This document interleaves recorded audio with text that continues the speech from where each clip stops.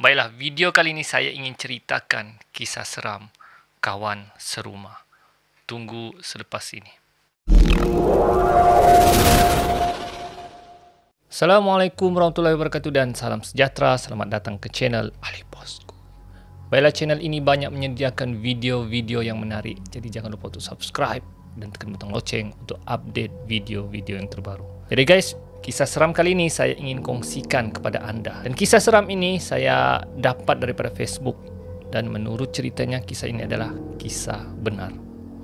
So, jom dengar cerita ini. Kisahnya bermula apabila 3 orang sahabat iaitu Fendi, Amar dan Jamal. Okey, Fendi, Amar dan Jamal, mereka ni bekerja di sebuah kilang. Dan mereka menyewa satu rumah untuk mereka tinggal lah supaya senang mereka berulang alik untuk kerja di kilang. Dan untuk pengetahuan anda, kalau kerja kilang ni dia ada shift. Okey, dia ada 2 shift. Satu shift pagi dan satu shift malam. Dan satu shift dia mengambil masa 8 jam lah setiap shift. Okey. Dan kalau mau extra money, anda boleh ambil OT atau dipanggil sebagai overtime. Tapi itulah, life kau memang tidak ada lah, memang kerja di kilang saja. Jadi begitulah cerita si Fendi, si Amal dan si Kamalnya.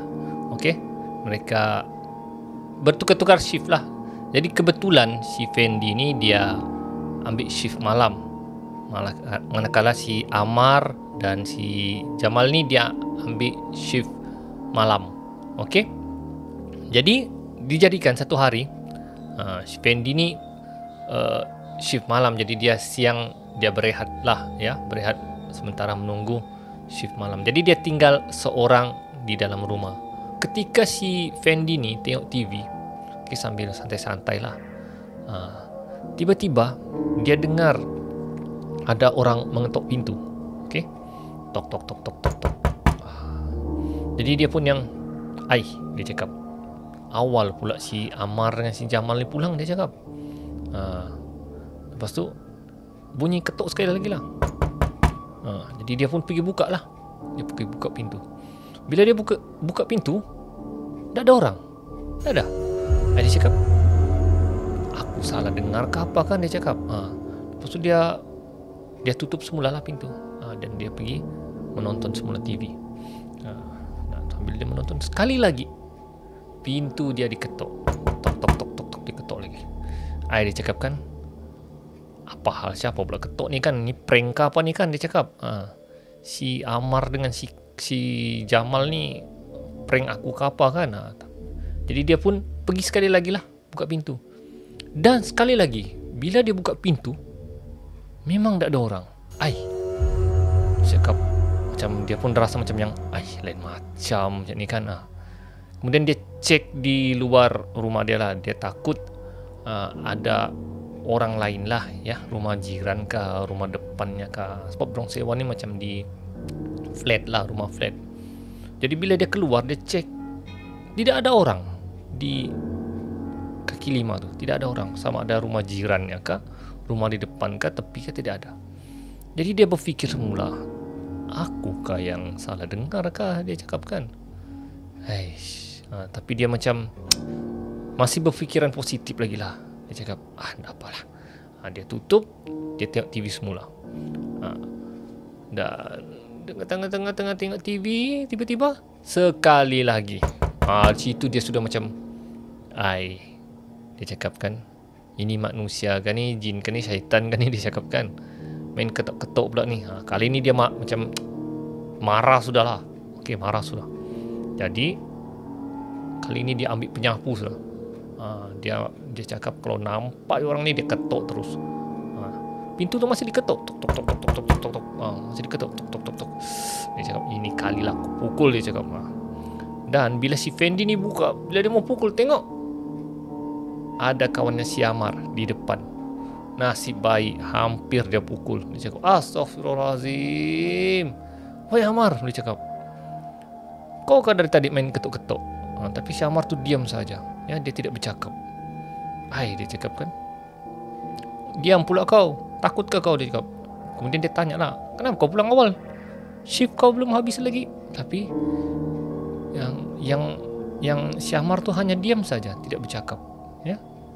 Dan dia terus lalu masuk bilik. Dia tanpa bercakap apa-apa, tanpa beri salam, dia terus lalu masuk. Si Fendi pun dia cakap, apa hal pula ni kan Syamar ni, merajuk ke apa? Dia masuk rumah dan terus masuk dalam bilik, tutup. Dia cakap, aduh, merajuk lah pula si kawan, dia cakap kan. Jadi dia pun tak pedulilah. Dia tutup pintu semula. Dia letak penyapu yang dia mau pukul tu, dia pergi tengok TV semula. Sambil-sambil dia mengomel lah. Dia cakap, kalau kau mau minta buka pintu, ketuk pintu, janganlah main-main. Dia cakap, jangan kau prank aku. Kalau kau tak sihat, dia cakap, bagi tahulah aku kalau kau ada masalah. Ini bilangnya shift masih awal, baru jam berapa ni, dia cakap kau sudah pulang awal. Tapi Syamar yang di dalam bilik itu dia tidak menyaut. Dia hanya diam saja. Dia pun sambung tengok TV.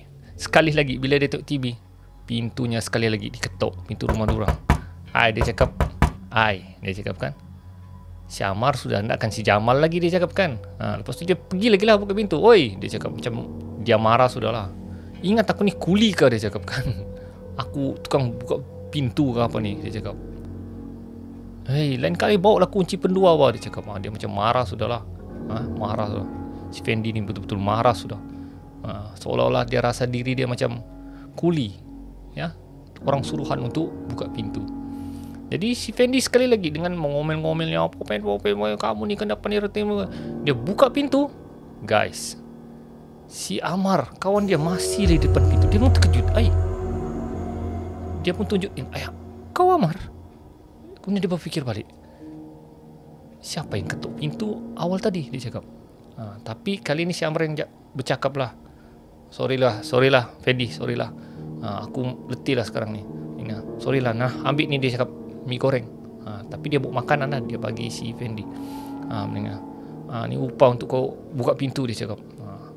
Minta maaf lah Fendi. Lepas tu si Amar terus masuk bilik. Si Fendi yang masih blur, dia cakap, sambil pegang makanan yang si Amar bagi tu lah, masih blur. Dia cakap, siapa yang ketuk pintu kan, yang awal tadi? Ingat si Amar kan, dia cakap, aku kau bahajal ke apa ni kan, dia masih blur. Lepas tu dia pun tak lah, makanan pun tak lah dia makan. Dia ambil, letak di piring, kemudian dia letak dalam peti ais. Dia masih terfikir lagi, siapa yang ketuk pintu yang awal tadi, yang si Amar buka. Jadi siapa yang Amar yang pertama, tiba-tiba ada Amar yang kedua. Dia cakap, siapa ya? Dia masih blur. Kemudian dia pergi ketuk pintu si Amar lah. Dia ketuk, tok. Mar, dia cakap, kau okey kah? Kenapa kau pulang awal? Okey. Si Amar hanya cakap begitu saja. Kemudian dia masih blur. Siapa ya? Dia cakap, aku kah bermimpi kah, hayal kah? Kemudian si Fendi ni ketuklah pipinya. Tak mimpi ni, dia cakap. Jadi dia pun yang pedulilah situ kan, mungkin hayalan kali, dia cakap kan. Jadi dia pergi sekali lagi, dia tengok TV. Kemudian dia sambil tengok TV, tiba-tiba telefon dia berdering. Tring. Dia cakap, alamak, siapa call ni? Bila dia tengok, si Jamal yang call. Si Jamal ni, dia cakap, apa hal pula si Jamal ni? Dia pun mau balik ke apa ni kan? Dia disambut lah. Hello, Fendi bilangnya. Assalamualaikum Fendi. Mal, kenapa Mal? Aku mau bagi tahu kau sesuatu ni. Ya, tapi harap kau tabahlah, dia cakap. Dan rasanya jangan bersedih lah. Si Fendi pun cakap, apa hal pula ni kan? Diorang ni suka prank aku ke apa ni kan?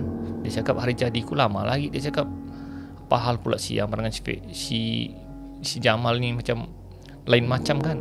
Kau cakap je dah terus terang, apa yang kau mau cakap ni? Kemudian si Jamal pun beritahu, untuk pengetahuan kau, dia cakap, Amar sudah meninggal dunia kerana accident.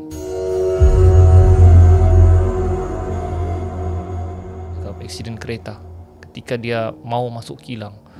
Astaghfirullahalazim.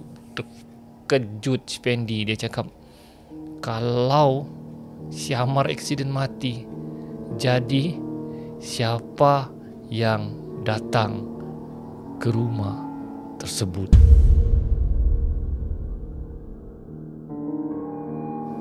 Fendi sudah tidak speechless. Dia langsung tidak bercakap apa-apa sudah. Dia cakap, Allah, apa sudah berlaku ni? Apa yang berlaku? Jadi siapa yang masuk bilik tu? Dia cakap. Si Jamal ni pun cakap, Fendi okey ke kau? Fendi? Dia sudah tidak bercakap dengan si Jamal. Dia tutup. Dia sekarang terfikir, siapa dalam bilik? Adakah itu Amar ataupun hantunya? Oi guys, dia sekarang, si Fendi ni berbaur. Dia ada sedihnya ada, dia ada takutnya ada. Dia sedih sebab kawannya sudah mati, dan dia takut. Dia tidak tahu siapa yang ada dalam bilik tersebut. Jadi si Fendi berfikir, apa perlu aku buat? Aku mau ketuk bilik ni kah? Ataupun aku lari, dia cakap.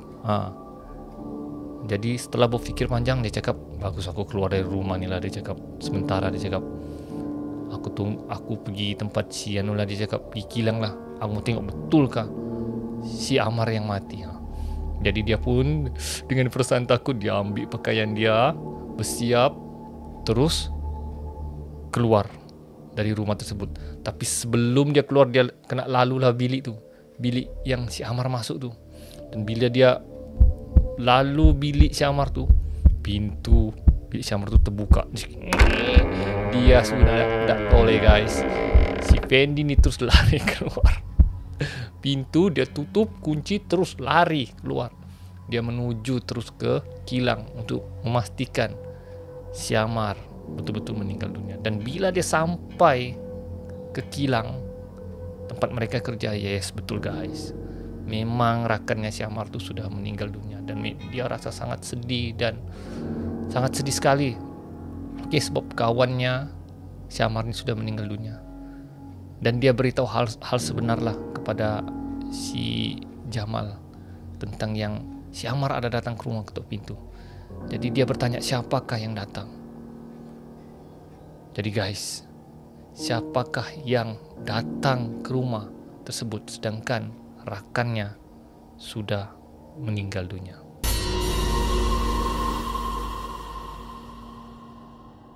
Jadi guys, berdasarkan cerita ni, saya dapat simpulkan bahawa yang datang tu sebenarnya bukanlah hantu. Yang datang tu sebenarnya adalah Corin kepada si Amar.